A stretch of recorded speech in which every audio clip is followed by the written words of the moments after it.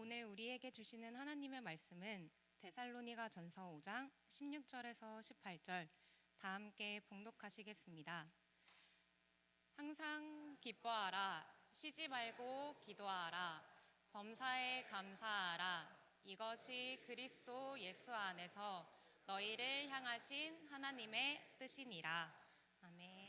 이 시간 우리 김종채 목사님 나오셔서 행복한 가정이라는 제목으로 말씀 선포하시겠습니다.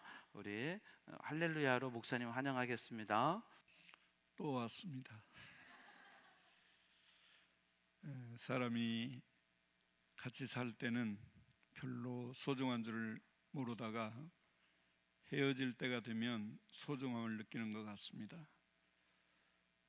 제가 지난 3년 동안 명성교회 부름을 받고 거기 가서 일도 하고 또 신앙생활도 하고 이렇게 했는데 제가 맡았던 일들이 거의 마무리가 돼서 떠나려고 그러고 또 이런 일이 있습니다. 부평제일교회에서 저를 그 교회로 출석하라고 합니다. 그랬더니 김성환 목사님께서 아무 소리 말고 자리 지켜.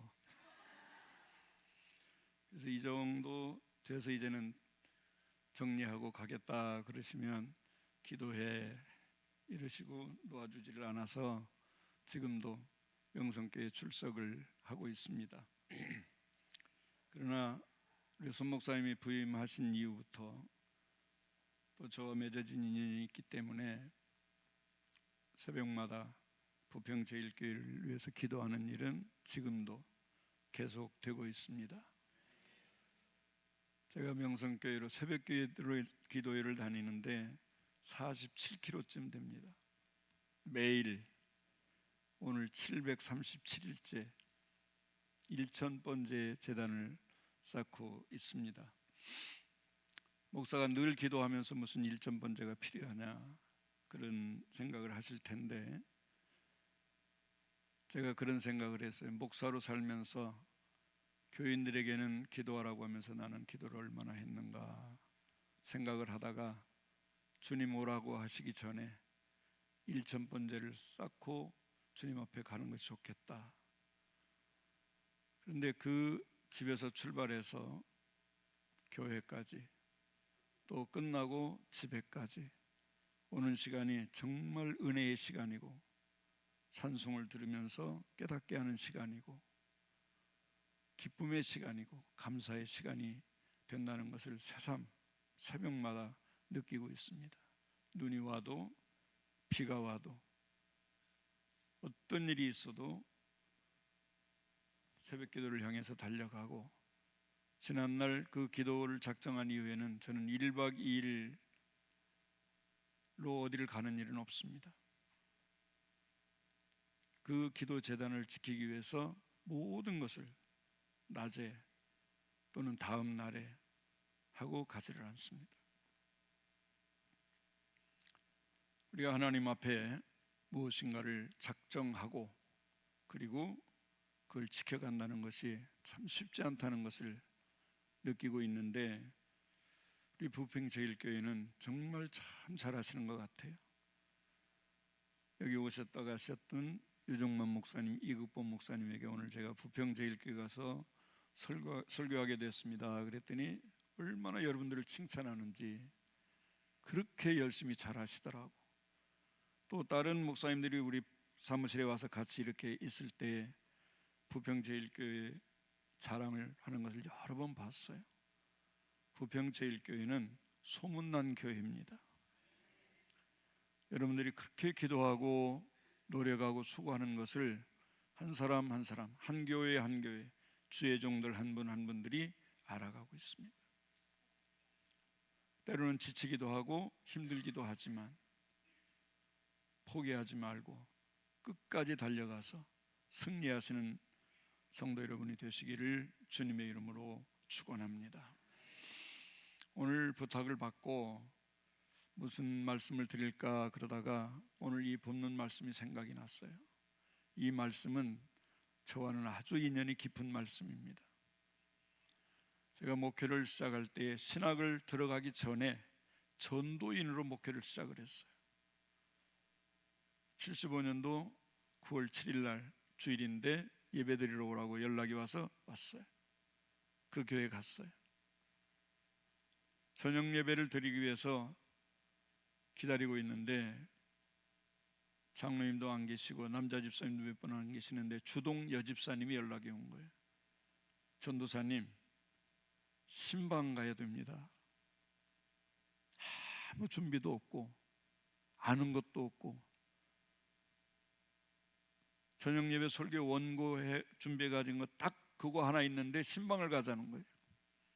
얼마나 당황했는지 몰라요. 아무리 성경 말씀을 생각을 해도 떠오르는 말씀이 없어요. 근데 이 말씀이 떠오르더라고요. 뭐라고 했는지도 기억도 안 나고 얼마나 당황해서 힘들었는지 그것만 기억이 나는 말씀이 말씀이에요. 감사해라, 기뻐해라, 기도해라. 그때 그 사건을 겪으면서 이 말씀은 저에게 좌우명 같은 말씀이 됐고 또 이 말씀을 늘 기억하는 말씀이 됐고 또 사랑하는 분들을 향해서 이 말씀을 증거하기를 저는 좋아합니다.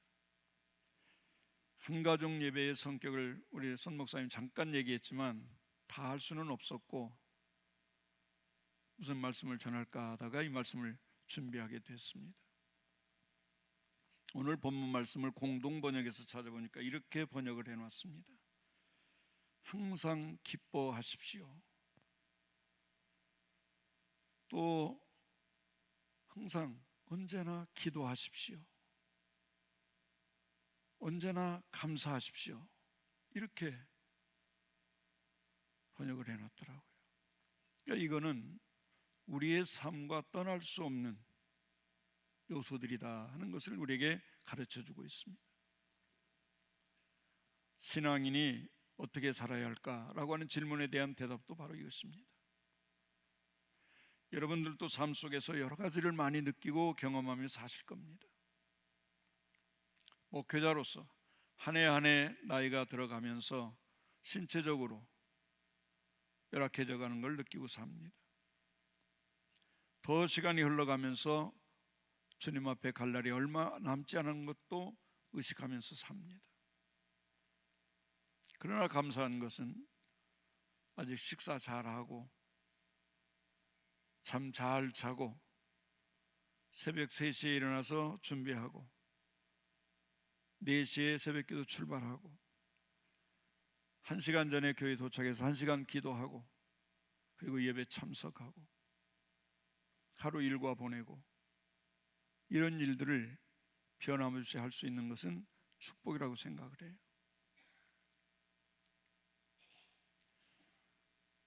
그리고 기억력이 사라져서 어떤 혼란스러움을 아직 겪지 않고 또 다른 사람들에게 누를 끼치지 않고 이런 것들 하나하나가 지금 제가 처해 있는 상황 속에서 감사의 조건이 간혹 사람을 찾는다는 것이 카톡에 떠오를 때마다 하나님 앞에 기도해요. 이런 모습은 보이지 않게 해달라고. 그러면서 자기를 정죄하면서 살아가게 되더라고요. 그리고 마음속에는 기쁨과 감사가 있어요.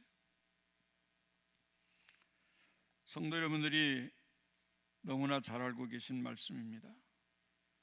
행복한 가정을 만들어 가는 것은 우리 가정을 가지고 있는 모든 분들에게 굉장히 중요한 사명이에요. 그런데 현실은 그렇지를 않습니다. 녹록지를 않습니다. 모든 가정들이 어려움 때문에, 고통 때문에, 자녀 문제 때문에 괴로워하세요. 걱정하세요. 염려하세요. 이게 인간 사회예요. 그러나 사느라고 살다 보니까 어둠만 있는 것은 아니더라고요. 어둠 뒤에는 밝음이 있고 감사가 있고 기쁨이 있어요. 그럼 우리 신앙인들은 어떻게 살아야 될 것인가? 기뻐하면서 살라고. 기뻐하는 것은 그냥 가만히 있는데 기쁨이 오는 것은 아닙니다. 우리가 찬송을 부르고 하나님의 말씀을 묵상하고 복음을 전하고 기도하고 그럴 때마다 희열을 느끼게 돼. 한 영혼을 구원했을 때 느끼는 전도자로서의 감동과 감사, 기도했을 때 응답받는 그 응답을 통한 기쁨과 감사, 얼마나 많은지 모르겠어요. 여기 들어오기 전에 차 한잔하면서 우리 손 목사님에게 제가 간증을 했어요. 제 차에 내비게이션이 어느 날 고장이 났어요. 그래서 그냥 제가 다니는 카센터에 갔더니 이거는 뭐 큰 그 종합 센터에 가야 된다 그래서 거기를 갔어요. 다 검사를 하고 가지고 온 결론은 이건 못 고칩니다. 바꾸세요 그래요. 얼마입니까? 그랬더니 64만 원을 내야 돼. 돈이 커서가 아니라 차를 구입한 지가 그렇게 오래되지 않는데 이걸 지금 바꾼다는 게 좀 기분도 그렇고 그래요. 그래서 휴대폰에 있는 내비게이션을 가지고 그냥 다니겠다. 집에서 교회까지 가는데 계속해서 다른 방향으로 유도를 하는 거예요. 화가 나서 꺼버릴 때가 많아요. 6개월, 7개월, 8개월이 지나가는데 계속 그 모양이에요. 난 가는 길이니까 그냥 가죠. 근데 어느 날부터 이게 정상화돼 버린 거예요. 그래서 교회 가는 길만 그럴 거라고 생각을 했어요. 모르는 길을 갈 때 두 개를 켜놓고 가요. 내 차에 내비게이션하고 휴대폰하고 같은 방향으로 안내를 하는 거예요. 카센터에 갔어요. 그 기술을 가진 그분이 참 이상합니다. 정상적입니다. 그러는 거예요. 여러분은 안 믿겠지만 나는 하나님께서 새벽기도 잘 다니라고 고쳐주신 줄로 믿습니다. 오늘 여기 올 때도 둘을 켜놓고 왔어요. 또 여기 올 때는 잘못 안내할까 싶어서. 여러분쯤에 여기 지금 부평제일교회 제가 오기 시작한 근 30년이 돼가는데도 가끔 한 번씩 올라오면 혼선이 오기 때문에 다른 길로 들어갈까 봐 켜놓고 오늘 둘 켜놓고 온 거예요. 잘 와요. 전능하신 하나님께서 못할 일이 무슨 일이 있으시겠는가. 그래서 가정을 꾸리고 자녀를 두고 또 손자 손녀를 두고 저도 한 가정의 가장으로서의 삶을 살아갑니다. 성경은 무수히 기도하라고 말씀하십니다.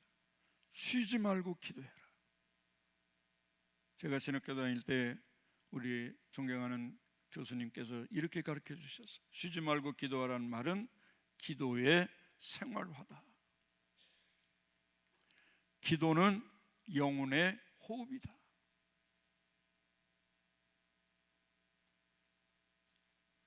신학교 교수님들 중에 기도를 그렇게 강조하시는 분이 별로 없습니다. 학문적으로 많이 얘기를 하시지.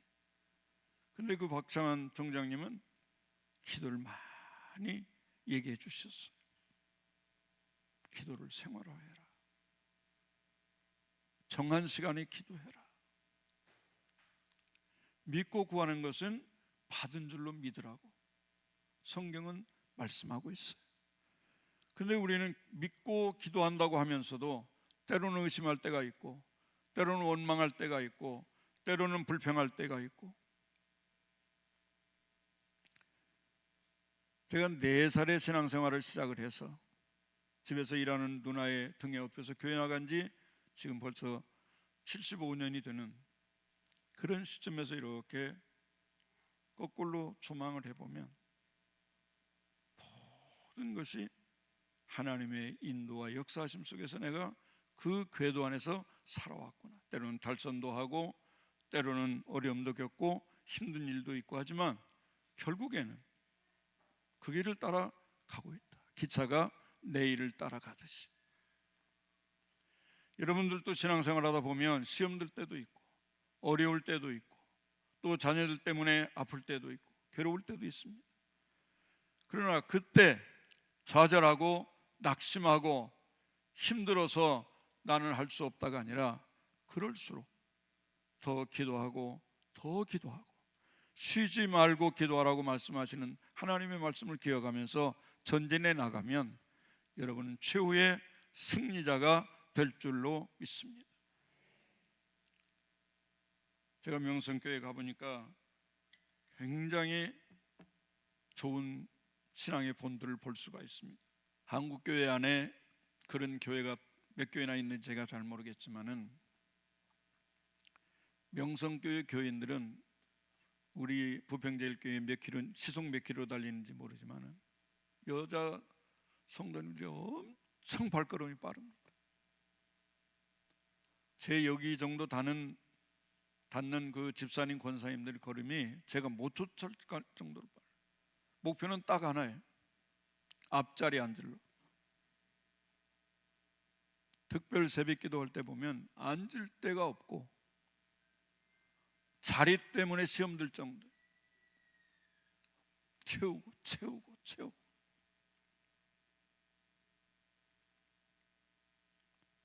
그걸 보면서 정말 회개할 때가 많아요. 난 목회 현장에서 목회할 때 왜 이렇게 하지 못했나. 그래서 한번 제가 김성원 목사님에게 그랬어요. 저보다 1년 신학교 선배시니까 나이는 좀 서너 살 차이가 나지만, 원로 목사님 목회할 때 좀 소개해 주세요. 그랬더니 왜? 그래서 명성교회 와서 배운 것을 좀 한번 실습을 해보고 싶은데, 그랬더니 이 사람 정신이 있어 없어 이러시더라고요.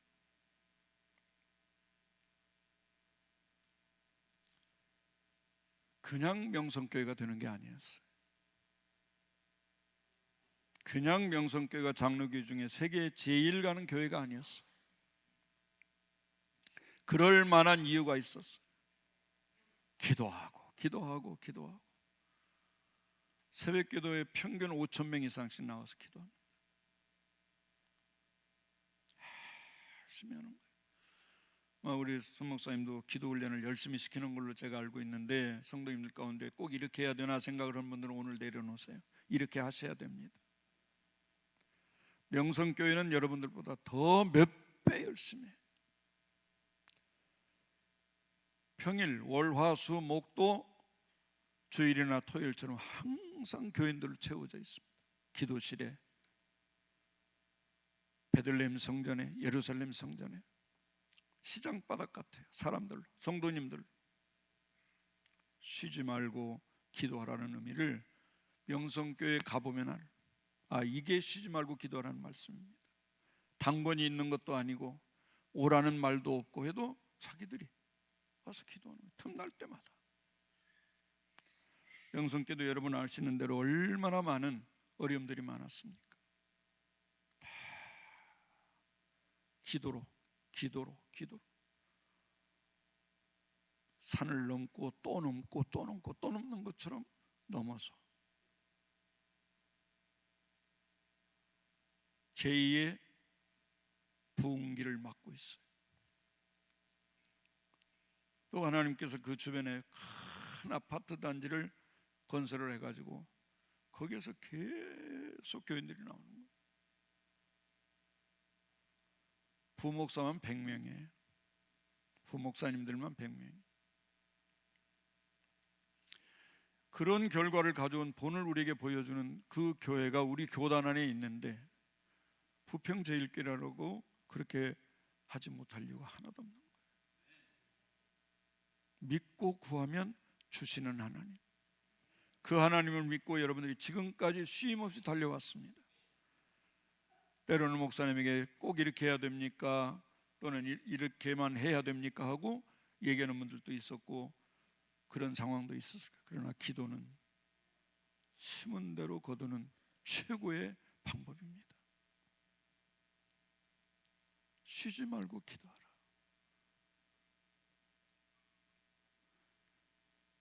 마지막으로 범사에 감사하라. 저는 집사람하고 비가 오지 않고 시간이 날 때마다 한 6km 정도를 같이 걸어요. 같이 걸으면서 하나씩 이렇게 얘기를 하는 게 있습니다. 감사의 조건을 내가 하나 얘기하고 집사람이 하나 얘기하고 이렇게 교대로.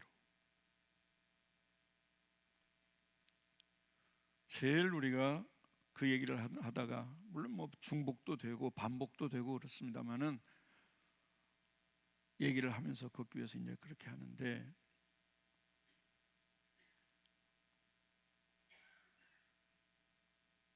그 얘기를 하다가 이런 얘기를 제가 했어요. 여보, 우리 집에 쌀이 떨어졌다고. 자식들에게 야, 우리 집에 쌀 떨어졌다, 쌀 좀 바로 보내라. 그 얘기를 안 할 수 있음이 얼마나 감사한지 모르겠어. 만약에 그런 삶을 우리가 살고 있다면 얼마나 비참할 텐데, 그거 안 해서, 그렇게 안 할 수 있어 너무 감사하다. 그 집사람이 거기에 대답을 뭐라고 하는 거예요. 여보, 그것도 그런데 애들 중에 못 사는 놈이 있어가지고 엄마 우리 집 쌀 떨어졌는데 쌀 좀 팔아서 보내주세요. 이런 말 안 듣는 것이 얼마나 감사합니까? 그러고 대답을 하는 거예요. 뭐 여러 가지 감사의 조건이 한두 가지겠습니까? 아주 작은 것 같지만 정말 그런 상황이 되면 부모는 부모대로 자식은 자식대로 가슴 아플 일인데, 그렇지 않고 그런 전화 안 해도 될 수 있는 삶을 산다는 것이 얼마나 감사한 일인가. 이 말씀을 드리는 것은 우리가 작은 일에도 감사하자는 거예요. 숨을 제대로 쉴 수 있다는 것도 감사해요. 눈으로 볼 수 있다는 것도 감사해요. 한 번은 김사모 목사님이 항상 제 앞에, 그 뒤에 제가 앉는데 뒤로 이렇게 보더니 김 목사님 안경 안 써도 글씨 보여? 그래. 예, 그냥 잘은 안 해도 보입니다. 안경 안 써도 돼. 안경을 좀 썼었는데요, 인물 버릴까 봐 안경을 안 씁니다. 안경 쓰니까 여기 자국이 나가지고 사람이 이상하게 되는 거예요. 그날 좀 그렇게 잘 안 보여도 안경을 안 쓰는데 그랬더니 김사 목사님 막 웃으시면서 인물 버릴까 봐 그러면 안경 안 쓰는 거야.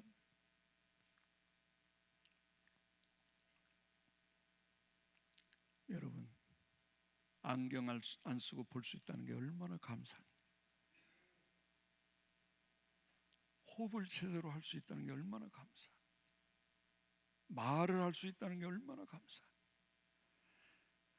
오늘 종일토록 감사의 조건을 대라해도 될 만큼 우리는 감사의 조건이 많은데, 사실 우리는 감사에 인색해. 감사에 인색해. 어느 목사님이 설교하면서 그래, 미국 사람이 왜 잘 사는지 아십니까? 성도들이 대답을 안 하니까 땡큐라고 하는 말을 미국 사람들이 많이 해서 잘 사는 거예요. 감사합니다, 감사합니다. 그분들은 말끝마다 땡큐 붙어 다니거든. 감사할 줄 아는 인생. 아주 작은 것 같고 별거 아닌 것 같지만 감사합니다. 목사님 감사합니다. 장로님 감사합니다. 권사님 감사합니다. 집사님 감사합니다. 엄마 감사해요. 아빠 감사해요. 아들아 감사하다. 딸아 감사하다. 감사. 거기에 하나님의 인도하심과 거기에 하나님의 축복하심이 있기 때문에 바울 사도는 범사에 감사해라. 감사할 것을 감사하는 것은 그건 기본이에요. 그러나 감사하지 못할 것도, 때로는 힘들 때도, 때로는 억울할 때도 감사로 승화시킬 수 있는 훈련을 우리가 믿음 안에서 해나가야 됩니다. 그 감사를 통해서 하나님께서는 우리에게 기쁨도 주시고, 하나님께서는 우리에게 축복도 주시고, 하나님께서 우리에게 은혜도 주시고, 감사하는 것만큼 우리에게 큰 기쁨을 가져다 주는 것이 또 있을까? 여러분, 감사하면서 사는 인생을 살아가시기를 주님의 이름으로 축원합니다. 첫째도 감사, 둘째도 감사, 셋째도 감사. 감사, 감사, 감사. 저는 감사하는 것 중에 6.25 전후를 지낸 분들은 다 고생했습니다. 너나 할 것 없이. 저도 6.25 후유증을 많이 겪으면서 자란, 할아버지 때는 만석군의 제가 손자인데 아버지 때 6.25를 거치면서 정말 어려워서 학교를 계속 다닐 수 없을 정도까지 추락해버린 거예요. 돈 10원짜리를 쪼개서 써야 할 만큼 어려운 거예요. 일찍 홀로 된 24살에 홀로 되신 어머님과 제 동생과 셋이 살아가야 되는 거예요. 많이 어려웠어요. 그런데 제 마음속에 하나님께서 심어준 생각이 있어요. 대접하는 마음에. 친구들하고 누구 오고 어떤 어른들하고 후배들하고 가도 밥값을 제가 내고 싶은 마음이 너무 강한 거예요. 대접하는 마음을 주신 하나님께서 늘 감사합니다. 인색한 마음을 주지 않고 베풀 수 있는 마음을 주신 걸 너무 감사하는 거예요.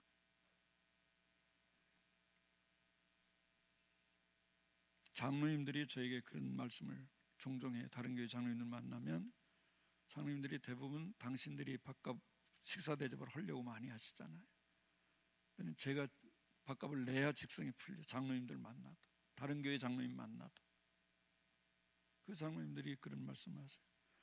목사님에게 밥을 얻어먹은 건 김 목사님 처음입니다. 그런 말씀을 하세요. 그 마음을 주신 하나님께 저는 감사하는 거예요. 그래서 그런지 하나님께서 밥은 굶지 않도록 축복해 주심을 느끼면서 살아요.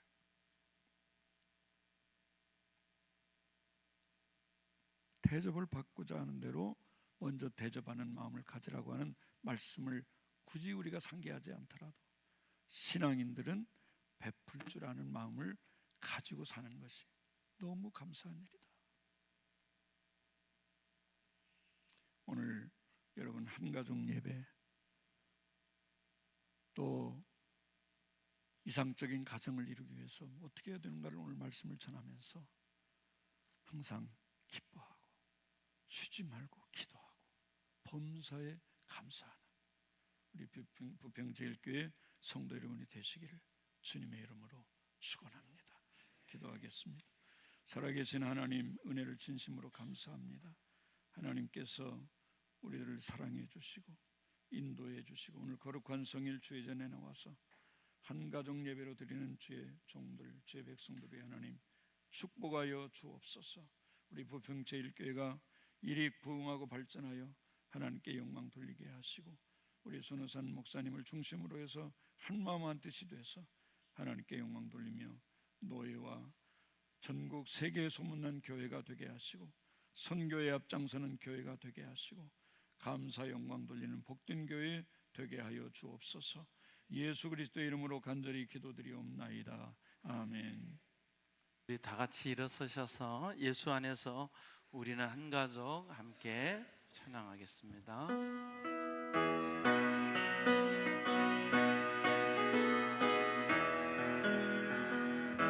예수 안에서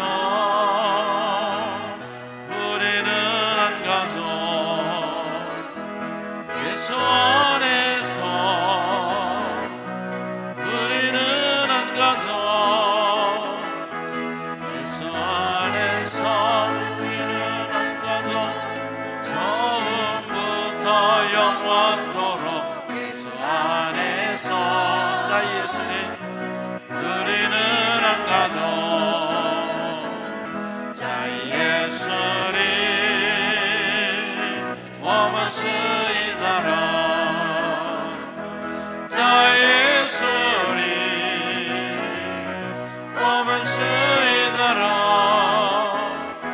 자 예수님 我们是一家人，从今直到永永远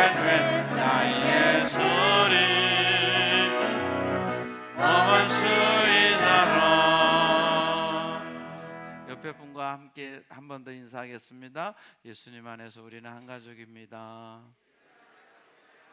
네. 이제 우리 김종채 목사님 축도해 주심으로 예배 마치겠습니다. 기도하겠습니다. 이제는 우리 주 예수 그리스도의 크신 은혜와 보혜사 성령님의 인도 교통하심과 살아계신 하나님 아버지의 인도하심이 늘 함께 하시기를 간절히 축원하옵나이다. 아멘.